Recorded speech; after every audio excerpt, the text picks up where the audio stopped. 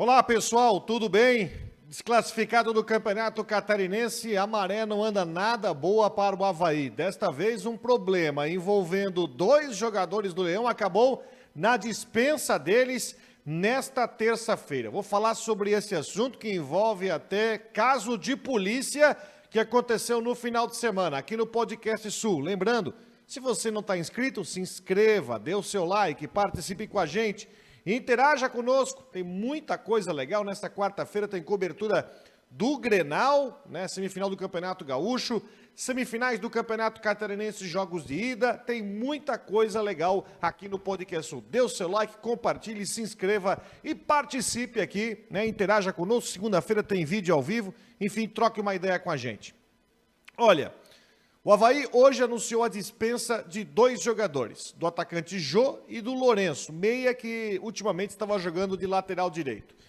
Mas é bom tentar contextualizar o motivo. O motivo foi o envolvimento desses dois jogadores que estavam em um bar localizado no bairro Cobrasol, em São José, onde uma pessoa, um homem, acabou causando a maior confusão. Segundo a polícia, esse homem deu cerca de 10 tiros na casa noturna, provocando o maior corre-corre. Inclusive, o Jô, atacante, ele acabou cortando, tendo cortes pelo corpo, principalmente nas mãos, porque ele foi se abaixar para se desviar, enfim, no caso dos tiros, ele acabou cortando a mão com estilhaços de vidro causados aí pelas balas. Enfim, então, para a gente concluir, os jogadores não tiveram nada a ver com a confusão. Foi grave? Sem dúvida foi grave, mas não tiveram nada a ver com esta confusão.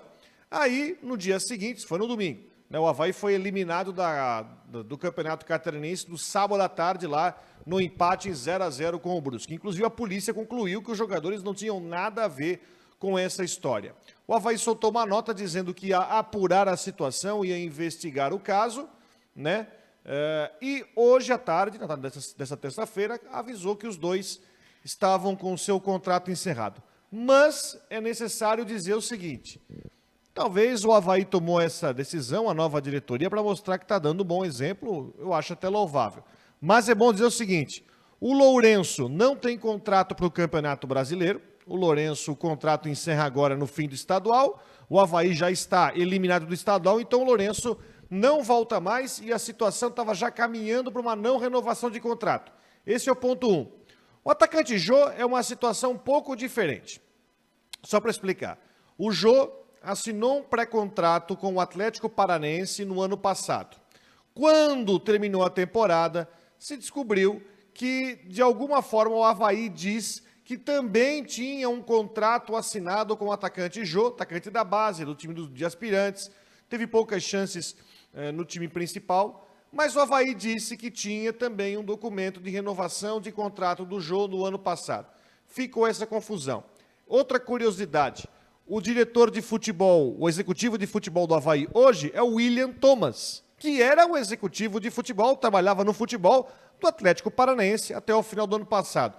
Quando eu perguntei para ele sobre esse caso, o William Thomas ele foi muito curto e grosso, disse que esse assunto estava sendo resolvido. O Atlético chegou a entrar com uma denúncia na Câmara Nacional de Resolução de Disputas na CBF para justamente questionar: afinal, qual é o contrato que está valendo? O pré-contrato que o Jô assinou com o Atlético ou esse contrato que o Avaí diz também ter assinado pelo jogador? Nesse meio tempo, a gente sabe que o jogador já estava desgostoso no Avaí. Ele queria sair, porque se ele assinou um pré-contrato com o Atlético, ele estava querendo sair. Então, no fim das contas, houve essa confusão, houve tiroteio, tudo, mas no fim, as saídas dos dois jogadores fecham um ciclo que estava já se definindo, porque o Lourenço não tem contrato para o Campeonato Brasileiro, e o empresário também já estava querendo um aumento, já não havia muito interesse do clube, e o Jô aparentemente também não estava com muita vontade de continuar no Avaí, porque já tinha assinado um acordo anterior com o Atlético Paranaense. São duas dispensas de um time que precisa reforçar demais. Eduardo Barroca, pelo jeito, vai continuar no time para a Série A. A diretoria vai bancar o Eduardo Barroca depois de um aproveitamento de apenas 37% no Campeonato Catarinense. Aproveitamento muito baixo. E agora com 3 semanas de preparação, né, até a estreia no Campeonato Brasileiro. Vai bancar o Barroca, mas não é só isso. A diretoria tem que ir atrás do mercado para ir atrás de muitos jogadores. Não é só 1, 2, 3. Talvez são 6 ou 7. o Avaí. As informações falavam de Marquinhos Gabriel, Giovanni Augusto. Marquinhos Gabriel foi para o Criciúma. Giovanni Augusto, do Guarani, né? De Aloísio, Boi Bandido, ex-atacante do Figueirense, mas também tem interesse de outros clubes, mas precisem no mercado para reforçar bem. E também tem a situação do zagueiro Betão, capitão do time, que não é só capitão, também tem status de ídolo no Avaí, cujo contrato também encerra no dia 30 de abril. Ele foi falar com a torcida chorando após o empate com o Brusque e também não se sabe a sua situação. São dias tensos que vive o Avaí, na necessidade de fazer um time competitivo, um time muito ruim, teve uma campanha pífia no Catarinense, ficando na 8ª colocação, escapando do rebaixamento na última rodada e necessitando de um aumento técnico muito grande se quiser ser competitivo no Brasileirão da Série A. Esse caso da balada é apenas mais um, mas os jogadores já estavam com o pé fora da ressacada. Beleza? Sigam aqui o nosso podcast Sul, acompanhem nossas informações e a gente volta a qualquer momento com mais detalhes. Grande abraço!